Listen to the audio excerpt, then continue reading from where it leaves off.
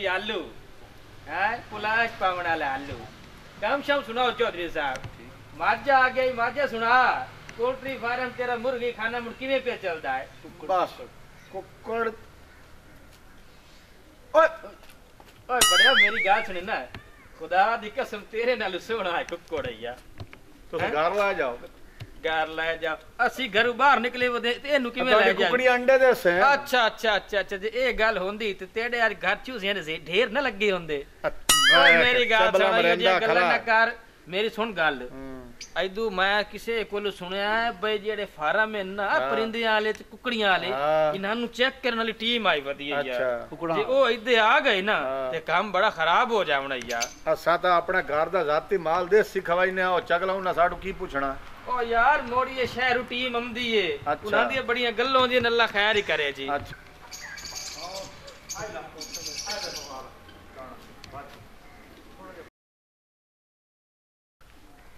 अस्सलाम वालेकुम वालेकुम अस्सलाम मुंह ध्यान मुंह जरा सही कर के चल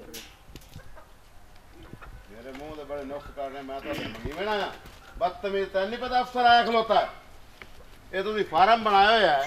इन चूजियां तुसी पैंदे की हो मैं तैन पैना चोरी कदी आप ही खाधी है मुंह तेरा क्या चबल जाई तमीज ना मेरा गाल ओए कर बड़ा अफसर है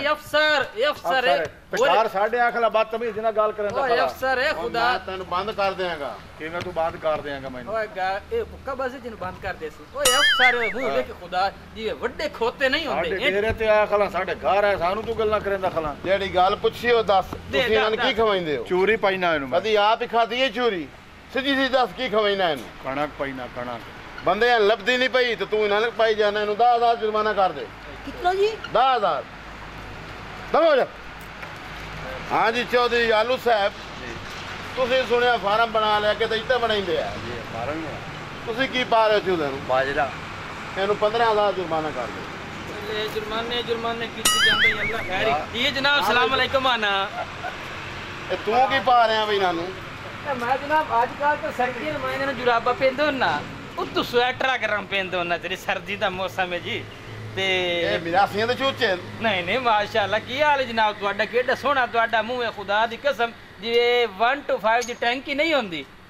ਆਪਣਾ ਮੂੰਹ ਵੇਖ ਜਿਵੇਂ ਕੰਜਰਾਂ ਦਾ ਕਾਉਂਸਲਰ ਹੁੰਦਾ ਹੈ ਇਹਦਾ ਮਤਲਬ ਤੁਹਾਡਾ ਹੀ ਹੋਇਆ ਨਾ ਕਾਉਂਸਲਰ ਇਹ ਤੂੰ ਕੀ ਪਾ ਰਿਹਾ ਇਹਨਾਂ ਨੂੰ ਉਹ ਮੈਂ ਤਾਂ ਇਹਨਾਂ ਨੂੰ ਕੋਈ ਗੱਲ ਹੀ ਨਹੀਂ ਜੀ ਮੈਂ ਤਾਂ ਧੰਮੀ ਨੂੰ ਉਠੀਂਦੇ ਨਾਲ ਹੀ ਨਾ ਨਰਿੰਨੇ ਹਾਂ ਅੱਛਾ ਇਹਨਾਂ ਨੂੰ 10 ਰੁਪਏ ਦੇਣਾ ਜੋ ਮਰਜ਼ੀ ਖਾ ਆਵਣ ਇਹਦਾ ਤਾਂ ਹੁਣ ਕੁਝ ਨਹੀਂ ਬਣਦਾ ਹਾਂਜੀ ਯਾਰ ਜਾਓ ਤੇ ਨਾਲ ਇੱਕ ਹੋਰ ਹੈ ਐ ਬਾਂਦਰੀ ਨੂੰ ਲੈ ਜਾਓ ਮੈਨੂੰ ਪੈ ਨਾ ਜਾਵੇ ਇਹਨਾਂ ਅੰਦਰ ਹੀ ਬੜਾ ਦੋ ਜਾਓ ਜਾਓ निकल ਜਾਓ निकल ਆਬਾਜ ਛੱਡੇ ਲਾਣਾ ਤੇ ਸਾਰਾ ਓਏ ਇੰਜ ਬਚਿੰਦਾ ਇੰਨਾ ਕੋਲੋਂ ਇਹ ਹੋਇਆ ਨਾ ਵੀ ਤੁਹਾਨੂੰ ਜੁਰਮਾਨਾ ਕਰ ਗਿਆ ਤੇ ਜੱਗੂ ਉਹਨੂੰ ਵੀ ਚਗਲ ਬਣਾ ਛੋੜਿਆ ਗਿਆ ਕਿ ਨਹੀਂ ਫੁੱਟਾ ਖਾਂਦਾ